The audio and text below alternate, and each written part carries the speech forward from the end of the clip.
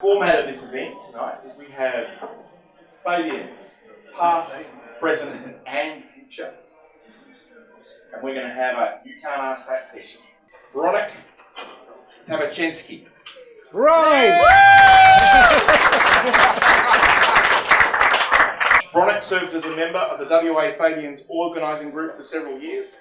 Is a Polish Australian who was active in support of Solidarity and Democracy movement in Poland. And Veronica, we have our first question. The Fabians get a chapter in the Protocols of the Elders of Zion regarding our plan to dominate the world. That was over a century ago. Exactly when can we expect to achieve this? Well, last time I checked, it was supposed to be 2043. We have Megan Anwar.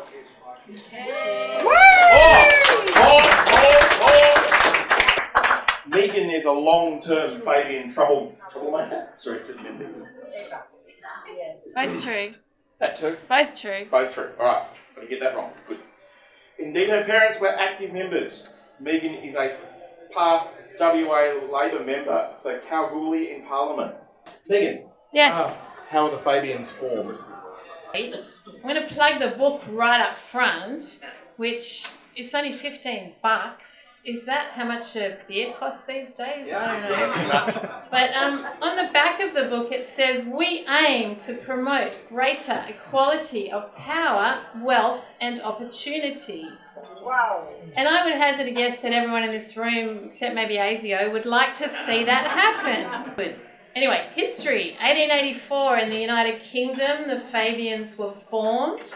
A very influential group of people belonged to that, including people like George Bernard Shaw, Vida Goldstein was one of the leaders. The history in itself is very instrumental, I think, in understanding the aims of what those people were seeking to do, again, by the book. The first Australian Fabian was reportedly William Archer in Melbourne, who'd come there from the United Kingdom. They described themselves even then as democratic socialists, and I think that's important too, because socialism in my lifetime has been a bit of a dirty word, but I don't understand how you could personally be anything else but a socialist. The name Fabian, where did that come from? I don't want to sound like Kevin Rudd asking myself questions, but anyway, where did it come from? The organisation was named in the 1800s after Roman general Quintus Fabius Maximus. He was apparently a very famous real person back in the Roman times that believed in delaying attack until the right moment. I personally think in the labour movement we delay attack a little bit too much. I've got the hat. I'm putting on the tinfoil hat right now. I think that Bill Gates is the best person in the world, and I put this on, and I realise he's a greedy bastard. Welcome, Dr. Tim Diamond, a long-term and active Fabian member who works in the strategic and industrial organising and works as the strategic and industrial organising officer for Unions WA.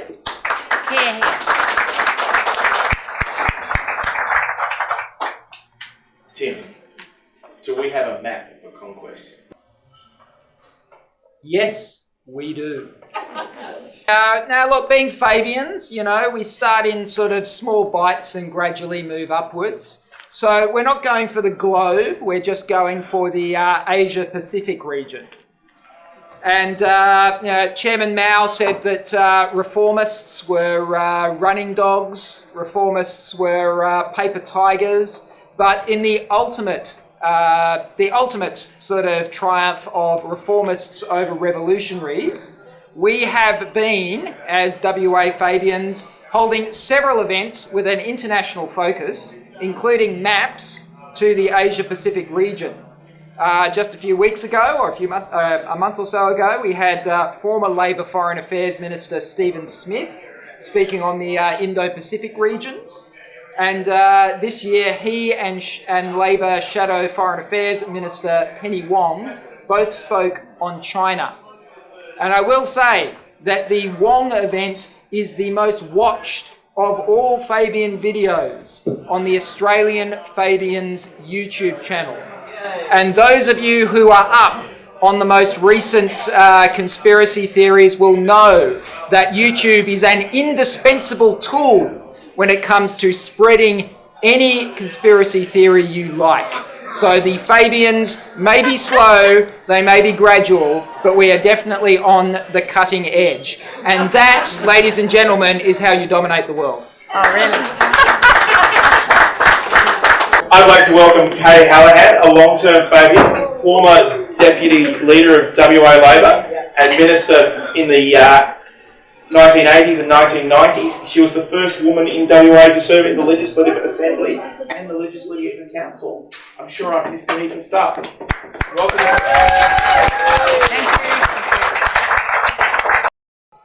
I find this world domination business a bit problematic, but anyway, it's okay. I mean, if we can turn it into one vote, one value for the whole world, I'm part of that. Kay. Yeah, I think I'll resign now. What do Fabians actually do? I mean, other than world domination, of course. Yes, it's very. I had not actually appreciated what I was involved with, but can I just say, folks, there have been some fantastic events which I think if you weren't there, you'll regret, and you've got to don't miss another one in the future. Okay, there are forms there to join tonight, and 2 or 3 people I've spoken to have said yes, they will join, and they will be haunted by me if they don't. Okay. One of the memorable events, I think, was actually a packed Perth Town Hall when we had a great conversation with Anne Summers and MP Anne Ali. Oh, some of you were there. Good on you. Well, lots of you were there. That event with Stephen Smith and Penny Wong, and the accessing of that following has been just amazing, and probably world domination stuff, maybe. Anyway, it doesn't matter about that. We just want people to vote for fairness, respect, and loving their neighbour, really. And I've lost my place. Who doesn't know me? I have in fact trash with names and faces, which is really bad for this gig. God, I used to have a sign that was huge. I mean, Phil you can't dumped on me. I wrote the notes, so I know how to introduce Janine Freeman. I first met Janine Freeman in 1999 when I first moved to Western Australia, and she was on the management committee of the Welfare Rights and Advocacy Service, where I was the coordinator. I employed him. This is true. Other things that she's known for is having been a union organiser. I recently resigned from the parliament, so I did that. An elected union official, and a senior backbencher in the Labor Party, the member for Mirrabooka until this most recent election. Okay, I've got a question for all of you, which is based on what is Fabians in the future. And as Phil gave that long description of what he wants to do in the future, how do you eat an elephant?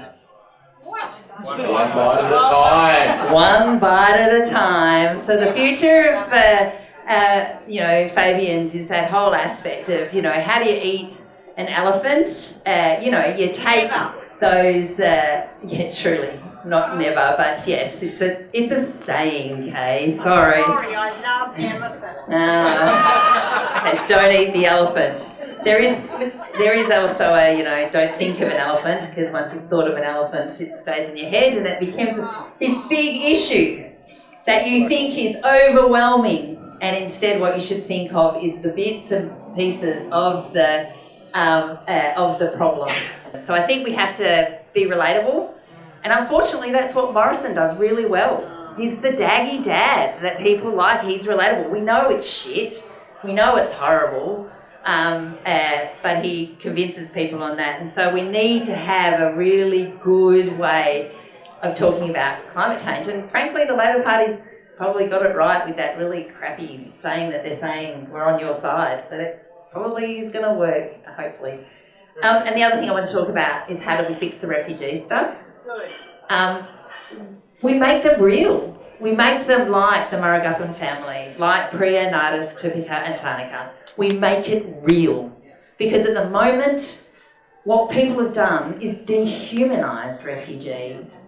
And what those beautiful people have done for us, as people who really are committed to refugees, is made them human again. And we have to absolutely make it real and human. We have Phil O'Donoghue, who is the Commissar of the West Australian Fabians, amongst other things. Bill, I have a question for you. Please tell me that we are free to call Illuminati.